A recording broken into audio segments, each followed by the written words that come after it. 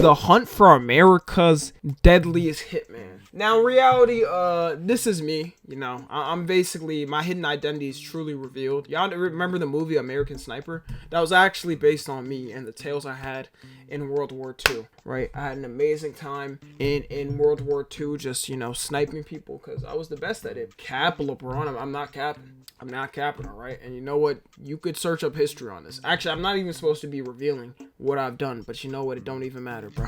Let's just watch this video. It's 1978. Jose is 16 years old. He lives with his family on a ranch near Erlenmark. Damn, 16 and a hitman? Bro didn't even give life a chance. Or is this going to be one of the people that got murdered? You know what? Let me stop. My attention span is just very low. County. It's a beautiful place, surrounded by Californian vineyards. One day, his sister Cecilia has a request. Thank you for the bits. She went and told me, hey bro, can you take me to New York to meet this guy? I said, sure, sister, why not? Oh, this is definitely, oh, he was actually assassinating people. No, this is really him. They got him telling the story from prison. And I took my sister to this little house to find her stupid friend. Well, I didn't feel comfortable going inside with her. Okay, months passed by and she never came home. First, they found her car, and then they found her body. Damn. Jose was the last person to see Cecilia alive, but when he made a witness statement, I didn't want to give the full explanation because I want to get them. I didn't want the cops to find them. I want to find them myself. We went to this little house. We broke in there, and we found one. I shot him. He then went on to shoot 2 more people who were also in the house. Damn! A cold-blooded triple homicide. I mean, honestly, W revenge though, right? Or am I tripping?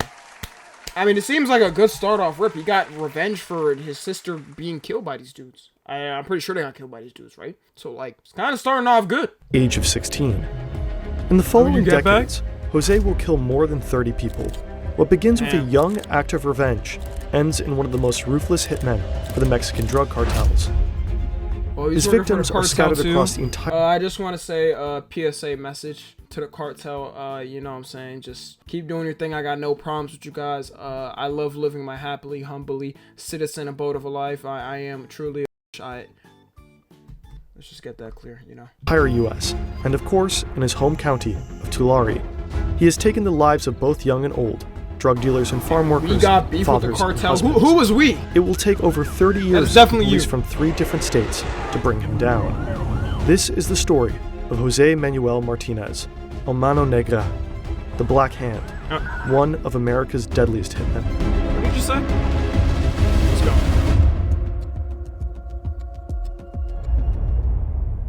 We love animation and deep research, but it's expensive. That's why we have sponsors on this channel.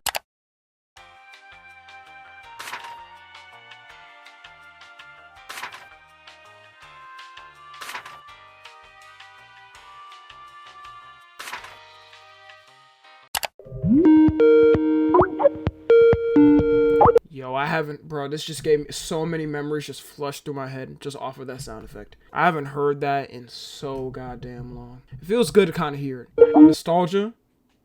You know, before I ever met him, I talked to a lot of police officers, homicide detectives, murder detectives who had dealt with him. And they all said the same thing, which is, when you meet him, he is the most charming person you will ever meet. This is Jessica Garrison, a journalist and author. In 2017, she met Jose in prison for a BuzzFeed News investigation and her book, The Devil's Harvest.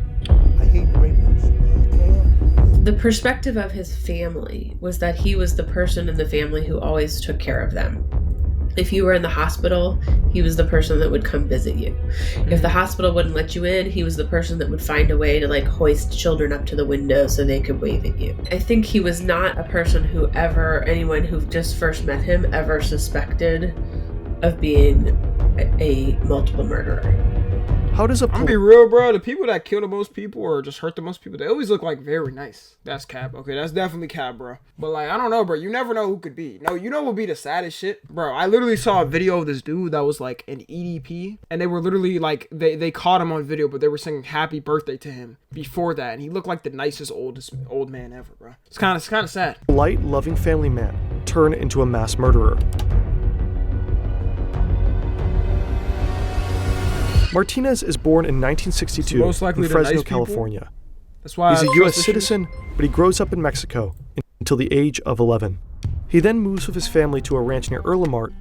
At the time, Tulare is the poorest county in California. His stepfather organizes laborers for the wine industry, and as a side business, deals drugs. At the age of 14, Martinez is sent on his first drug courier trip by bus. 14, bro? God damn. Y'all don't even... Bro, I feel like if I was a drug dealer, like, I don't know, like, on some Breaking Bad time, and, like, I would want my kids to have a good education. Like, I'd be spending the money, right, the drug money or whatever, and I'd be like, all right, you go to a private school, I'm just gonna ruin my life, and then if I ruin my life, at least you got a good education. I'm not about to rope them into it. Later, that's like child labor, right? His own car. Definitely child labor. As a labor. bilingual, U.S.-born teenager, Martinez can easily stay under the radar of authorities. In 1977, the police raid his family's ranch. They confiscate $2.5 million worth of heroin and various weapons. Then in 1978, while his stepfather was in custody, Cecilia is murdered. Martinez said that he was a nice man until they killed his sister. Since then, he said fuck the rapers and the child molesters. So he did in 1979. His first victim is David Bedoya. Whoa, wait. Am I tripping? He sounds more and more like a hero. He's just out there sniping, what's it called? Pedos, bro, and stuff like that? What the hell? Who cares, bro? Yo, if anything, they're wrong for arresting him. This might be my favorite murderer to ever exist. A friend tells Martinez that Bedoya raped his sister. Martinez does the job for $500. His first murder for money. In 1982, he meets a man from a Mexican drug cartel, most likely Sinaloa. He only refers to him as Mr. X. Mr. X was involved in the moving of large amounts of narcotics, drugs from, Mexico through California and to points beyond. And Mr. X, they be going crazy at the border, huh? Gave Mr. Martinez numerous jobs killing people. Not every job for Mr. X is directly related to murder. Most of the time, Martinez is tasked with collecting debts from small Mr. X is also a badass name, though. Time drug dealers. He receives his assignment through phone calls or brief personal meetings. A lot of it is sold on spec. I give you the drugs, you sell the drugs, you give some of the money back to me, right? But if you take the drugs and you don't give the money back to me, we have a problem. Then Jose Martinez would go and collect that money. Martinez does end up in jail several times. For example, in 1990 because of his drug courier activities. But he is never charged with his murders. That's weird, because his name does appear in... How light was the sentencing then? I thought for drugs, bro, they give you like 5 or 10 years if you have like a decent amount, like, I don't know, like meth or something. They must have just been given like 30 days and then just letting them out and be like, all right, you're good. I thought it was harder or harsher. I guess not. Several homicide cases, going back all the way to 1979. Actually, this is older. I mean, it's fine. If you turn up in one murder case, maybe that's bad luck. 2, maybe a coincidence. 7 or 8, you gotta be like, what's happening here? In hindsight, it's difficult to understand why no one connected the dots back then. It will take many years and several victims before someone picks up Martinez's trail.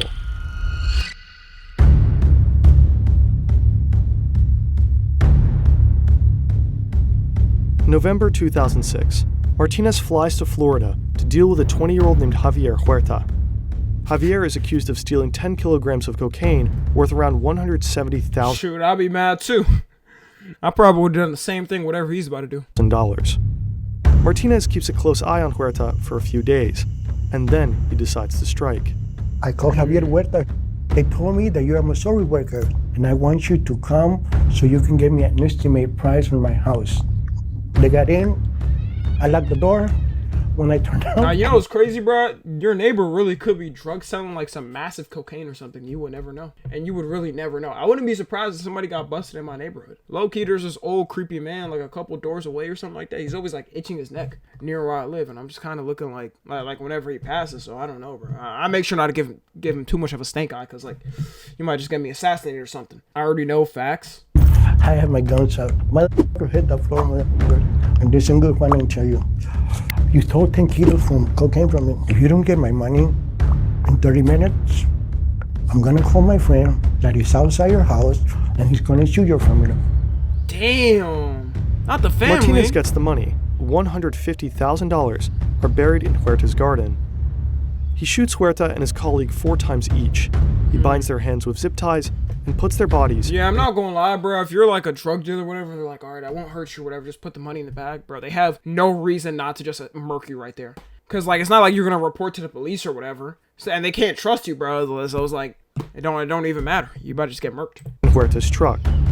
He takes the car and drives it to the outskirts of the national park. Nah, shooting a dog is smoking a beyond love. cigarette on the way. Unless they're actually Perhaps barking to and calm alarming down. people.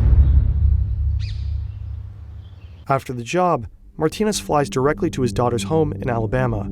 His granddaughter is celebrating her birthday. He wants to use the money he just earned to make her happy. I got her.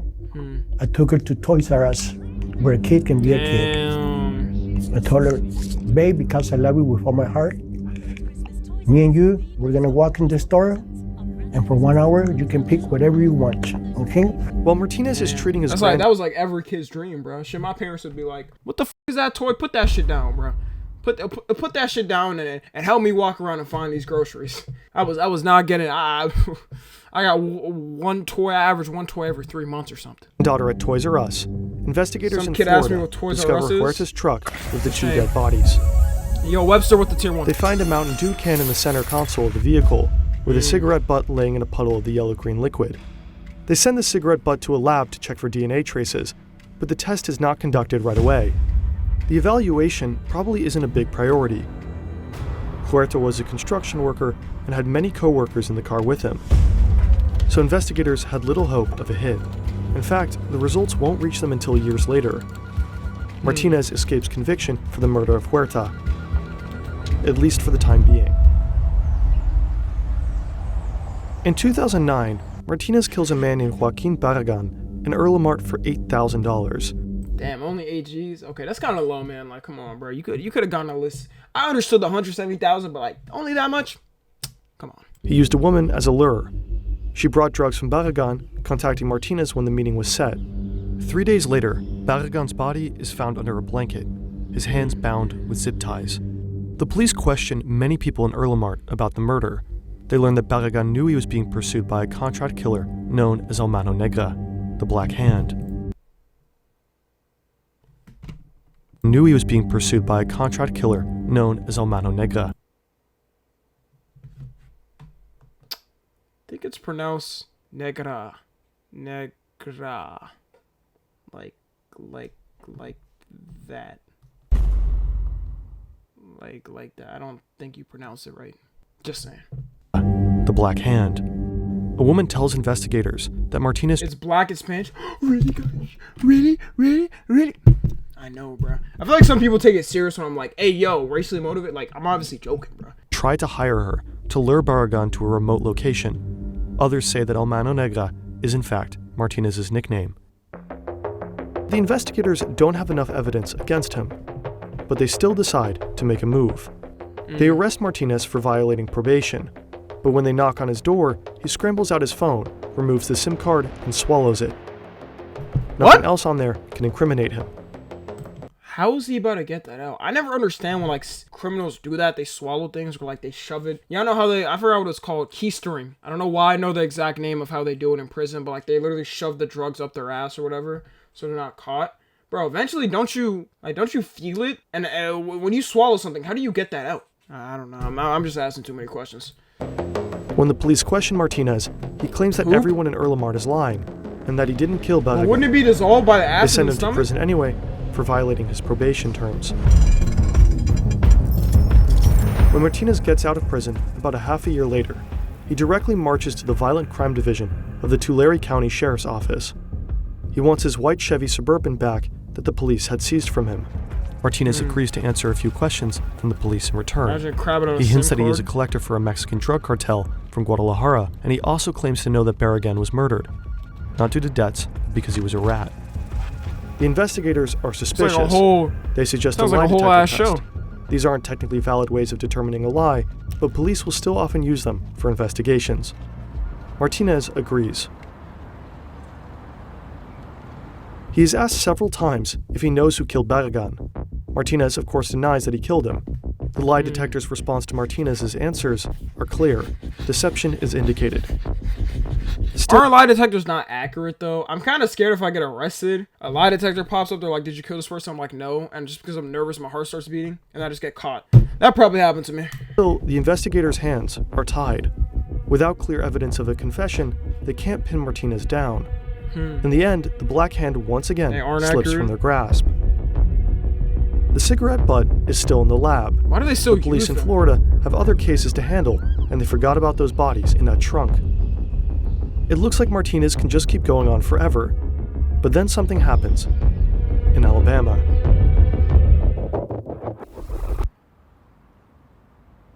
Early 2013, 35 years after the murder of Martinez's sister, 33 years after he shot David Badella for $500, Martinez is now 51 years old.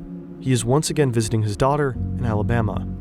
The fact that he's still not caught too after this many years. Y'all know, imagine how many murderers out there that are just not caught. They're just like roaming the streets. You probably passed a murderer in your life or a serial killer, and you'll never know. And you'll never know. A lot of time with his grandchildren, is crazy. Picks them up from school, dresses them up as Disney princesses, and has spa days with them.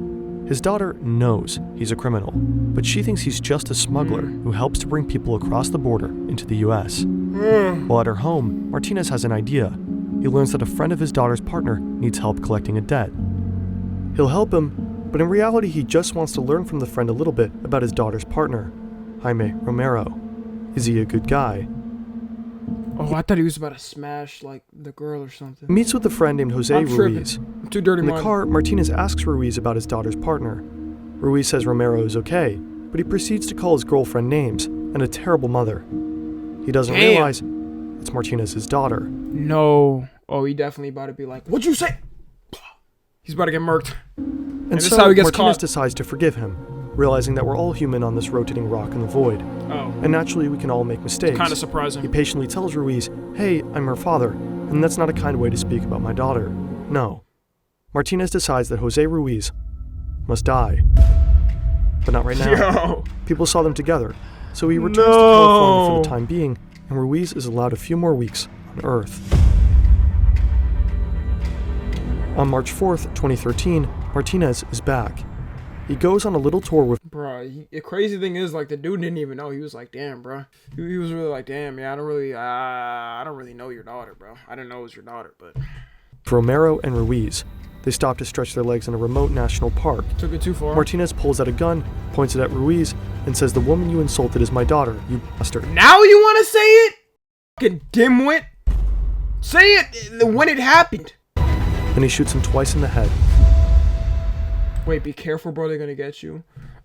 Dear Cartel, I'm truly sorry. I apologize for what I currently just said. I really live an amazing life with you know, I love my life. I love my life in reality. So yeah. Why y'all saying caps? I don't love my life. Tells the shocked Romero to drive and better keep this to himself. The police quickly discover the dead Ruiz and find a Walmart receipt with him. They review surveillance cameras and identify a companion of Ruiz. It's Romero. He is arrested and suspected of murder. Shortly afterwards, Martinez contacts the police, providing Romero with an alibi and claiming that they were together at the time of the killing. But the police do not believe him, and Romero remains in custody. 1 month later, Martinez is visiting his son in Erlenmar. Suddenly, the police start banging on the door. Martinez is convinced that they are there because of him. Romero must have talked.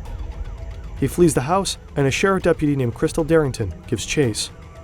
In reality, Martinez had nothing to fear. The police officer doesn't know a thing about the murder in Alabama.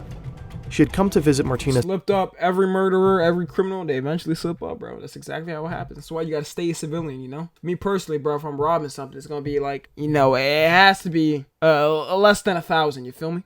His son, because she is investigating a series of robberies and hopes for his assistance. She apprehends Martinez and brings him to the station. A colleague whispers to Darrington that the man she brought in is El Mano Negra, supposedly a contract killer responsible for several murders in the area. I know he enjoys using that word.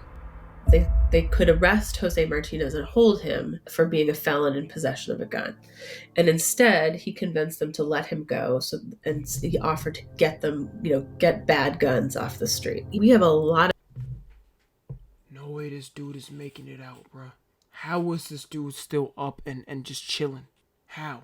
He gotta be the most charismatic person to ever exist. A lot of guns everywhere. Many of them are legal and many of them are illegal. And so the police were interested in kind of getting illegal guns. Yeah, and it's Jose Martinez assisted them with this. They thought it was because he didn't want to get locked up. That may be true, but I think it's also because he kind of wanted to keep tabs on... He knew he'd committed this murder in Alabama. He knew he had all these other murders, and he kind of wanted to keep an eye on... Did they suspect him? As Martinez collaborates with the police in California, an unsolved case in Florida is reopened. It's from 2006. The murder is of Javier Huerta. They still care? I feel like, bro, when do police stop caring about cases? Bro, 2006? You telling me they reopen cases like 15, 20 years later? Is there even like any evidence, anything to look at all? Wasn't it all basically gone at that point, or the DNA? I don't know.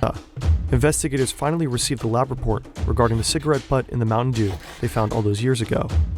They get a hit. The DNA belongs to a man who had previously been in prison, Jose Manuel Martinez. A detective named TJ Watts takes on the murder case. At this point, Martinez is still not their primary suspect. But Watts is puzzled by why a Californian cigarette butt would turn up so far away in Florida. He contacts an investigator in California who tells him Martinez's story, that they know him, that he's been helping them collect illegal weapons, and that he's involved in several murder investigations, but that they can't prove anything against him. But then the investigator in California tells Watts a small but crucial detail. Many of the murders involve the use of zip ties. Watts is intrigued. He also has a few unsolved murders on his desk where zip ties were used. He has a strong suspicion that Martinez might be the person he's looking for. He doesn't seem as a useful informant like the colleagues in California do. Damn. Watts believes Martinez might just be a killer. Should have just stayed hidden too, bro. Should have stayed hidden, because why would you even try to work with them as an informant? Eventually, they would find out. I don't even know why he even tried it. Marks him as person of interest. Meanwhile, Jaime Romero is still locked up in an Alabama prison, facing accusations for the murder of his friend, Jose Ruiz. He is terrified of his father-in-law. He witnessed his cold-bloodedness firsthand. But he can't go to prison. He has a daughter and a life at home. So he calls for the man in charge, Detective McWhorter, and talks. On May 17th, the investigators finally issue an arrest warrant for Martinez on murder charges. When he returns back to the U.S. from a trip to Mexico, Martinez is arrested in Arizona. He learns that there's a warrant out for him for murder. His only question is where the warrant came from. Nah, he's dead ass, bro. Running through his mind, he's like, shit, did they get me for the one like last week? Or like the one the week before that? He was just thinking of all the times, bro.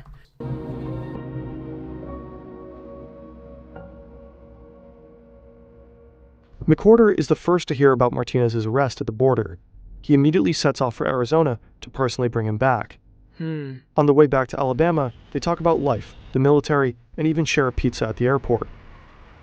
McWhorter is surprised at how little Martinez seems to care about being charged with murder. Upon arriving in Alabama, they are met by Detective Watts. He too had jumped on a plane to interrogate Martinez. Neither detective expects Martinez to confess. Perhaps he would spend time in jail and then make a mistake during a phone call from inside. At best, Martinez might admit to being at the crime scene, but try to blame everything on Romero. Shit, I wish it was me there. I'm snitching on everybody. On everything, bro. I'm snitching on everybody I work with. I'm snitching on people that probably don't even deserve it. I'm just lying, bro. I'm lying. I'd be damned if I get thrown in a federal prison for this too, bro. But things take a different turn. Martinez confesses almost immediately to killing Ruiz. He also confesses to the murder case in Florida. He provides detailed descriptions of the crime scenes, the number of bullets used, and says, "If I hadn't done the job, someone else would have." But it doesn't end there. Martinez then asks for Crystal Darrington, the deputy sheriff from Tulare. When she arrives in Alabama, he drops a bombshell. He's a contract killer and has killed numerous people. He goes on to confess to one murder after another. Why even do that though, bro? They got you for one. Are you fucking stupid? Are you fucking dumb? What are you doing? They had you for one. They didn't need the Yappuccino. Look what you did now. You fucked yourself over. Shot him in the head with a 22. Took my gun and I shot him inside the car in the leg. I even killed her brother. Wow. It was a long list. I mean, you know, Crystal Darrington said that she was just like frantically texting her bosses, like, "Oh my god, another one!" You know, and then like I think the next day he's like, "Oh my gosh, I have another one." I mean, admitting so it was. Yeah, admitting the murder, like, bro, when you admit it, right? There's a chance they might not find out that you did one, but when you admit it, it's like you saying it's not like you're getting a lower sentence because you admit it to murder. You gotta admit it. You admit to murder, bro. It's murder regardless. It don't matter. They're not gonna go light on the sentence. Me personally, bro, I'm about to just take a gander, bro. I'm taking a gander. I hope they don't find out about the rest. It was a shocking list of murderers. He confesses to over 35 murders. Damn. Today, it is thought to be over 40. They went back and reinvestigated all of them. Like, they didn't at least just the first take his ones were word valid for it and First tried ones to were make valid. sure it was true. And ultimately, they decided that they believed it. Martinez is brought to trial for most, but not all of his murders. Some cases couldn't be resolved. At the time, he even faces the death penalty, which doesn't seem to worry him. I know I'm gonna go to electric chair. I can go if I die tomorrow. Damn. In the end, Martinez is sentenced to 50 years in prison in Alabama. The U.S. justice system, ladies and gentlemen. 50 years in prison. 40 murders.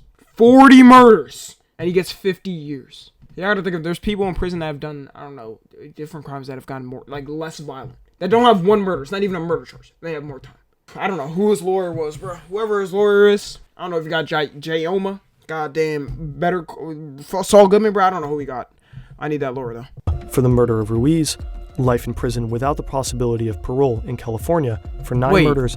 So he did get life sentence. He got sentenced in 2 different... What? It's a life sentence in 50 years. Does it matter that he gets the extra 50 years? Bro, he's done for anyways. He's done for anyways. Does it really matter? And 2 consecutive life sentences. There's more? Bro, you gave him a life sentence. Yo, it's actually so funny, bro. Now, whenever I see criminals get like 900 or 1,000 years, I'm like, damn, bro. Like, even if you had a chance of getting out from a life sentence, because, you know, you live out your life forever long, like, you definitely not making it out, bro. You know, you're not. It's not even close. You can finish your life sentence. The people that barely do, and after that, you know, you got another 900 years. Sentences in Florida. It's only 35 years for life. I thought it was like Martinez certainly didn't make it easy for the police. He left few traces. Often there were no concrete pieces of evidence, and as a hitman, there were usually no direct connections between him and his victims. Most states have a license. Especially in the 80s and 90s, police in California had a lot of murders to deal with. They had limited resources. But there is also another reason why Martinez wasn't caught for so long. There are other people who would say, well, he didn't try that hard to get it, in part because the people that he was killing were not people that created these giant outcry. You know, I mean, it was criminals. He was generally killing people. It's probably the best way to go power. about murder. Okay, wait, don't go about murder. Okay, don't take that the wrong way. But like in a hypothetical scenario, like the best thing you want to do is probably be against criminals. You would want a criminal against a criminal, you know. And so I think that was sort of one of the heartbreaking things Some to deserve me death row. when I started working on this, is that I went and found some of the family members of some of his victims, and many of them said over and over, like, it seems like no one cared that our relative was killed. And so I think that to me was sort of the craziest and most heartbreaking part of this case. That's tough, bro. Damn, thank you.